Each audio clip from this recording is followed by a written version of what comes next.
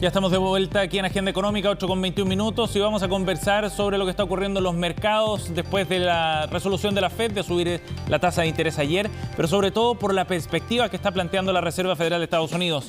Conversamos de este tema, estamos en contacto con el jefe de estudios de mercado de Capitaria, Ricardo Bustamante. ¿Cómo está, Ricardo? ¿Cómo estás, Sebastián? Un gusto. Igualmente, gracias por conversar con nosotros. Ricardo, ¿cómo interpretó o interpretaron los mercados el día de hoy con las aperturas ahí en Europa, en Asia, ayer también con Wall Street, lo que anunció la FED ayer, más allá del alza de tasa, de lo que se esperaba era el mensaje, fundamentalmente? Efectivamente, como bien tú dices, Sebastián, el alza de tasa que se generó de 75 puntos base era algo que estaba bastante internalizado por el mercado. Bajo ese punto de vista, el foco de atención vino en el comunicado precisamente de la FED y también en las proyecciones. ¿Por qué? Porque son 8 reuniones al año por parte de la Reserva Federal y en cada 2 de ellas, digamos en 4 a nivel anual, se generan estas proyecciones económicas, una por trimestre. Y estas proyecciones generaron mayores movimientos que la propia decisión de tasas. ¿Cuáles fueron las conclusiones que tenemos con estas proyecciones? En primer lugar, la inflación va a seguir subiendo en la principal economía del mundo. Por otra parte, el desempleo se ve que va a empezar a tener alguna fricción. Y algo muy importante es que se generó un cambio muy fuerte en lo que es la proyección de crecimiento económico. Ya para Estados Unidos se está esperando prácticamente un crecimiento nulo, un 0,2% para este año, que habla de que la recesión que vive hoy en día Estados Unidos debería profundizarse por lo menos en los próximos meses. O sea, el escenario recesivo ya empieza a tomar más fuerza y se hace algo más concreto, Ricardo. Efectivamente, ya se hace algo mucho más concreto y lamentablemente se hace algo más duradero, porque en junio proyectaban que este año termináramos con un crecimiento económico del 1,7% y ahora es del 0,2%. Esa variación de un 1,5% porcentual es extremadamente grande y viene apoyada también por estas alzas de tasas que ha tenido precisamente el Banco Central norteamericano. En ese sentido, Ricardo, lo reconoce también en su mensaje Jerome Powell, ¿no? Habla de la necesidad de tomar ciertas decisiones que son dolorosas, se refiere al efecto, a la recesión, pero también asume como el objetivo central frenar este ciclo de inflación. ¿Ha sido más persistente entonces de lo que se pensaba hace algunos meses atrás para la FED? Definitivamente, y ahí tú dijiste algo muy importante, Sebastián, que va a ser más doloroso. Es el comunicado de la Reserva Federal en el mandato de Jerome Powell en que más se utiliza la palabra dolor. Y eso está hablando de que efectivamente se está viendo un escenario negativo para el estadounidense y lamentablemente ese escenario negativo se traspasa para otros países porque una mayor inflación en Estados Unidos también va impactando en la inflación de otros países, siendo la principal economía del mundo. Y con este escenario proyectado, ¿qué podemos esperar de los mercados, Ricardo? Uno tendría a pensar que con un escenario de recesión por delante, bueno, los mercados empiecen a verse afectados pronto. ¿Cómo lo ven ustedes? Efectivamente, lo que hemos visto en Capitaria es que la situación ya viene bastante débil en términos de los mercados financieros.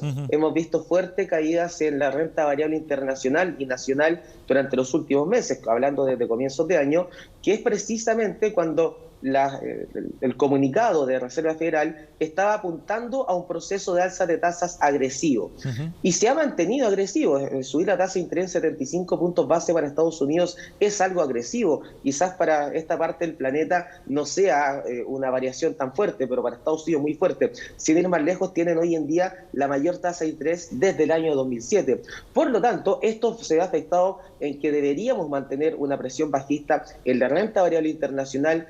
Lamentablemente eso afecta, por ejemplo, a los fondos de pensiones que están más ligados al fondo A y al fondo B.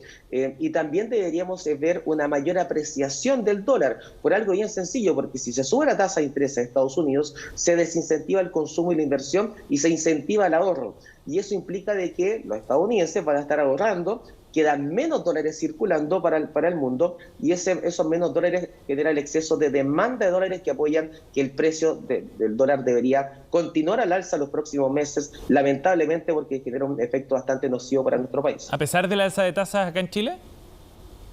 A pesar de la alza de tasas en Chile, porque se ve un diferencial muy grande entre la tasa de Chile y la tasa de Estados Unidos, pero hay que considerar que dentro de la tasa de interés hay una tasa de riesgo.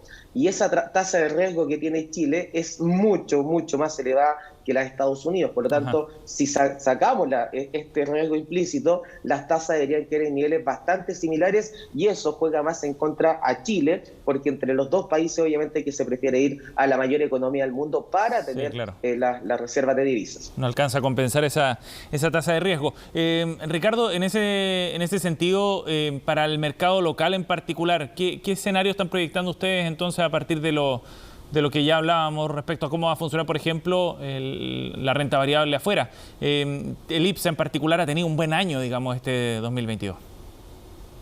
Efectivamente, ha sido un buen año porque venía de un exceso de pesimismo el mercado local, pero con este escenario deberíamos ver que el IPSA empiece a tambalear, que ya no siga con este impulso tan fuerte que ha tenido los últimos meses y que ya empiece a mostrar signos de debilidad, porque a mayores tasas en el mundo se genera una menor cantidad de liquidez, y cuando falta liquidez a nivel mundial hay menos inversionistas que están dispuestos a invertir en distintos países y en distintos activos, y obviamente un país que además tiene un escenario de incertidumbre de base política y económica se hace menos atractivo aún, por lo tanto es bastante probable que veamos caídas en la renta variable local y que también lamentablemente nuestro peso nacional se siga depreciando y veamos mayores alzas del dólar que perfectamente podría volver a los 1.000 pesos. Ajá. Ese escenario es importante ponerle en cifra. ¿Podría superar los 1.000 pesos en el corto plazo?